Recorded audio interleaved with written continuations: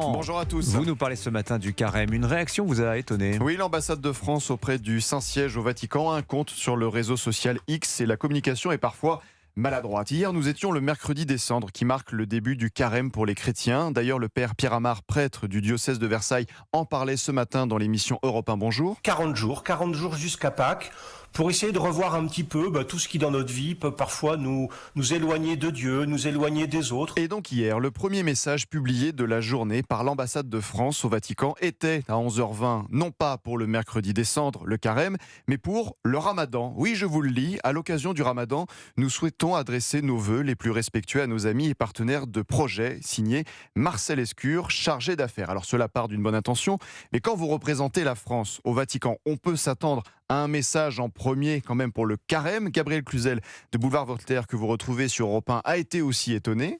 J'ai remonté un peu les posts sur X, et il n'y avait rien pour le carême. Donc je me suis permis de leur faire une petite remarque, parce que c'est l'ambassadeur de France auprès du Saint-Siège, le Vatican, c'est pas la Mecque, sauf erreur de ma part. Résultat, 4 heures plus tard, à 15h32 hier, il était temps. Nouveau message de la France au Vatican.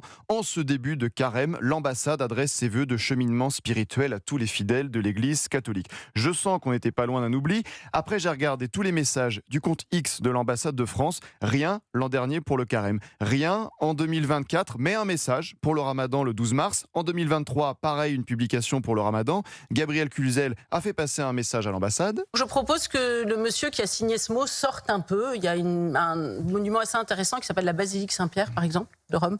Et il s'y passe des choses actuellement. Et à l'ambassade de France auprès du Saint-Siège, je signale, comme l'écrit le Figaro, le retour en force inattendu du carême. L'affluence aux messes qui bat des records en France, et notamment chez les jeunes. Le père Pierre Amar nous en parlait sur Europe 1. Un afflux de jeunes, 20-30 ans, j'ai envie de dire, et des visages que moi je ne connais pas. Et la plupart d'entre eux me confessent que leurs parents les ont pas baptisés, évidemment, que leurs parents ne leur ont pas parlé de foi et de religion, donc ils arrivent. Affluence aux messes et les demandes de baptême sont nombreuses, notamment pour les jeunes adultes et les adolescents. Plus 40% de baptême dans ma paroisse, pas que dans les Yvelines, dans la France entière. Oui. Il y a un retour du religieux, en tout cas chez les jeunes. Je vais envoyer tous ces éléments à l'ambassade de France au Vatican pour éviter une nouvelle maladresse l'année prochaine et à quelques confrères pour des articles.